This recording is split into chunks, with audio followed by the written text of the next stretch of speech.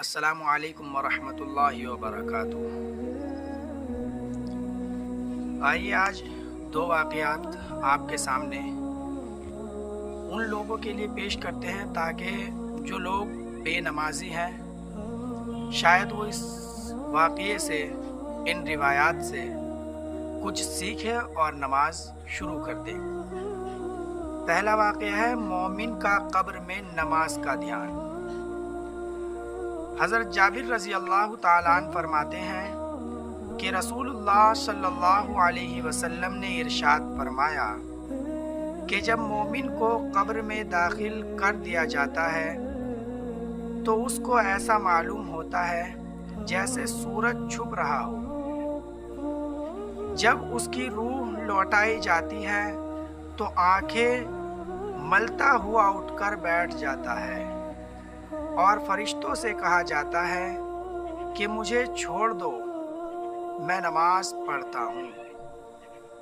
ملا علی قاری رحمۃ اللہ علیہ لکھتے ہیں کہ گویا وہ اس وقت اپنے آپ کو دنیا ہی میں تصور کر رہا تھا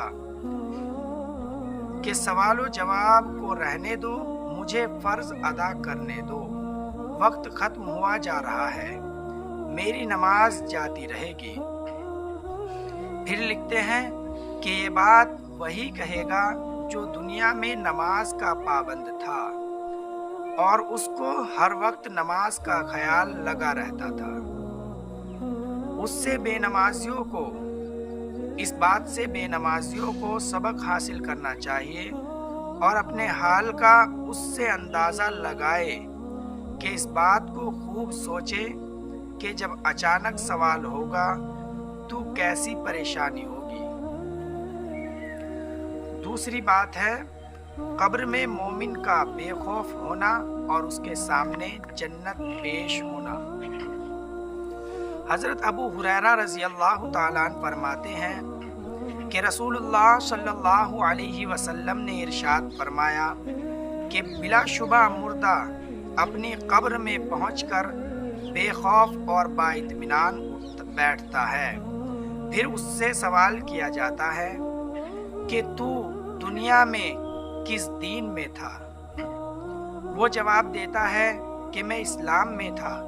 پھر اس سے سوال ہوتا ہے کہ تیرے عقیدے میں یہ کون ہے جو تمہاری طرف بھیجے گئے؟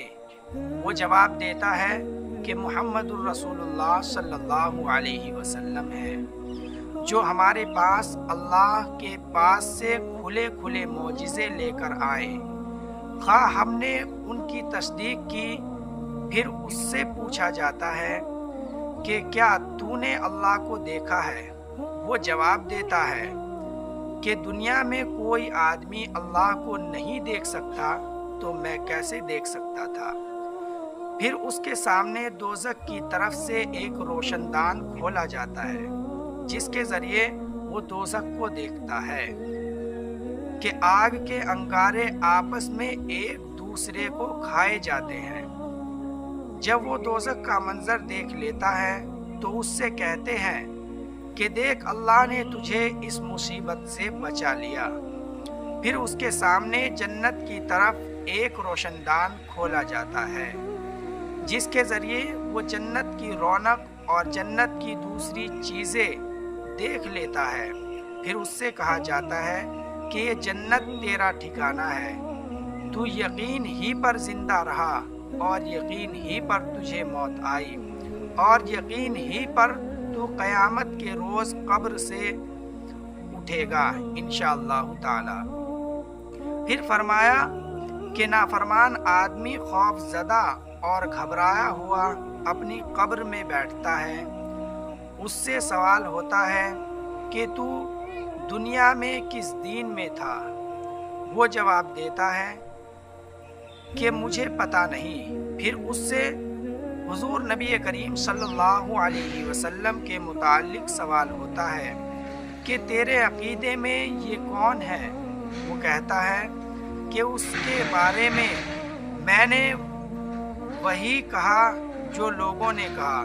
پھر اس کے سامنے جنت کی طرف سے ایک روشن دان کھولا جاتا ہے جس کے ذریعے وہ اس کی رونق اور اس کے اندر دوسری چیزیں دیکھ لیتا ہے۔ پھر اس سے کہا جاتا ہے کہ دیکھ تو نے خدا کی نافرمانی کی، خدا نے تجھے کس نعمت سے محروم کیا۔ پھر اس کے سامنے دوزخ کی طرف ایک روشن دان کھولا جاتا ہے جس کے ذریعے وہ دوزخ کو دیکھ لیتا ہے کہ آگ کے انگارے ایک دوسرے کو کھائے جا رہے ہیں۔ پھر اس سے کہا جاتا ہے کہ یہ تیرا ٹھکانہ ہے، تو شک ہی پر زندہ رہا اور شک ہی پر تجھ کو موت آئی اور انشاءاللہ قیامت کو بھی تو اسی شک پر اٹھایا جائے گا۔ مومن سے فرشتوں کا کہنا کہ دلہن کی طرح سو جا اور منافق و کافر کو زمین کا بھیجنا۔ حضرت ابو ہریرہ رضی اللہ تعالیٰ عنہ فرماتے ہیں کہ رسول اللہ صلی اللہ علیہ وسلم نے ارشاد فرمایا کہ جب میت کو قبر میں رکھ دیا جاتا ہے تو اس کے پاس دو فرشتے آتے ہیں جن کا رنگ سیاہ اور آنکھیں نیلی ہوتی ہے، جن میں سے ایک کو منکر اور دوسرے کو نکیر کہا جاتا ہے۔ وہ دونوں اس سے پوچھتے ہیں کہ تو کیا کہتا ہے ان صاحب کے بارے میں جو تمہاری طرف بھیجے گئے؟ وہ اگر مومن ہے تو جواب دیتا ہے کہ وہ اللہ کے بندے اور اس کے رسول ہے۔ میں گواہی دیتا ہوں کہ اللہ کے سوا کوئی معبود نہیں اور بلا شبہ محمد الرسول اللہ صلی اللہ علیہ وسلم اللہ کے بندے اور اس کے رسول ہیں۔ یہ سن کر وہ دونوں کہتے ہیں کہ ہم تو جانتے تھے کہ تو ایسا ہی جواب دے گا۔ پھر اس کی قبر 70 ہاتھ مربع کشادہ کی جاتی ہے، پھر منور کر دی جاتی ہے۔ پھر اس سے کہا جاتا ہے کہ اب تو سو جا۔ وہ کہتا ہے میں تو اپنے گھر والوں کو اپنا حال بتانے کے لیے جاتا ہوں۔ وہ کہتے ہیں کہ یہاں آ کر جانے کا قانون نہیں ہے، تو سو جا جیسا کہ دلہن سوتی ہے جسے اس کے شوہر کے سوا کوئی نہیں اٹھا سکتا، لہٰذا وہ آرام سے قبر میں رہتا ہے یہاں تک کہ اللہ تبارک و تعالیٰ سے قیامت کے روز اس جگہ سے اٹھائے گا۔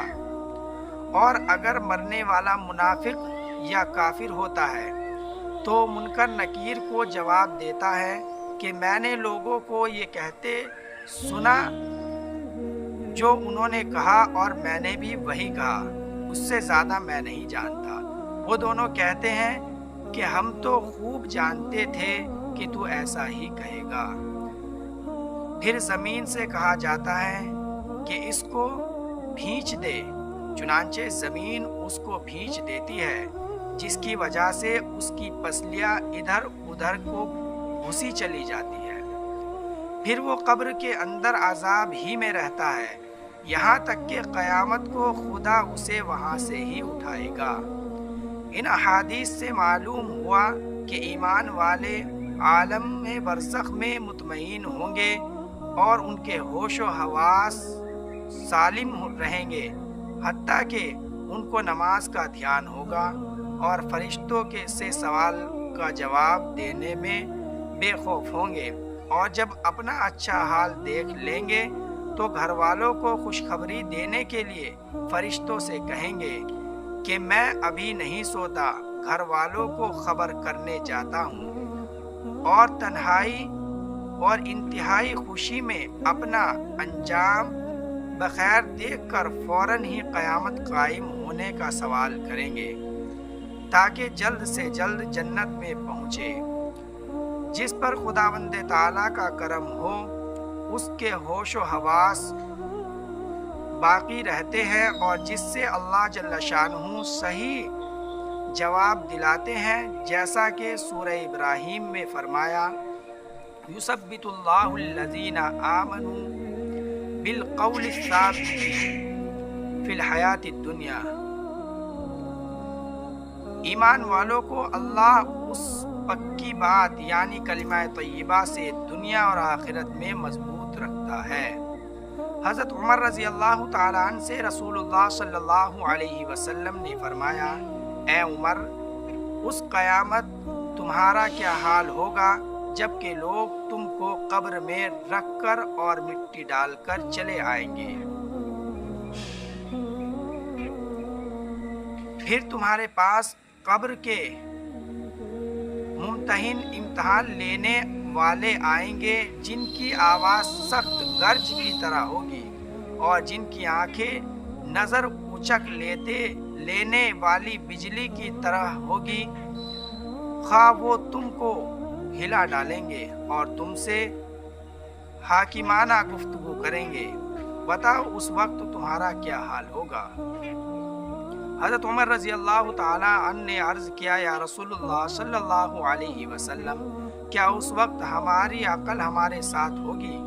आपने इरशाद फरमाया, हाँ, उसी तरह अक्लें तुम्हारे साथ होंगी जैसे आज हैं। ये सुनकर हज़रत उमर रज़ी अल्लाह ताला अन्हु ने अर्ज़ किया कि बस तो मैं निपट लूँगा। इसलिए जो लोग नमाज से बेरग़बती बहुत ज़्यादा करते हैं वो इन वाक़यात को समझे और इनसे सबक हासिल करे कि अगर नमाज को छोड़ते रहे तो हमारा क्या हाल होने वाला है। जब सहाबा इकराम रज़ी अल्लाह ताला अन्हुम अजमाइन के सामने हुज़ूर सल्लल्लाहु अलैहि वसल्लम किसी दीन की बातें करते थे, दीन की कोई भी बात करते थे, तो सहाबा रज़ी अल्लाह ताला अन्हुम उस पर फौरन अमल कर लिया करते थे। इसीलिए हमें भी चाहिए कि हम भी उसी नबी के उम्मती हैं, उसी रसूल के उम्मती हैं जिनको अल्लाह तबारक व तआला ने तमाम अंबिया अलैहिमुस्सलातु वस्सलाम का इमाम बनाया, तमाम फरिश्तों का इमाम बनाया और तमाम ही अंबिया का इमाम बनाया। तो हमें भी उनकी बात पर यकीन रखना है और उन्हीं की सुन्नतों को अपनाकर अपनी ज़िंदगी बितानी है।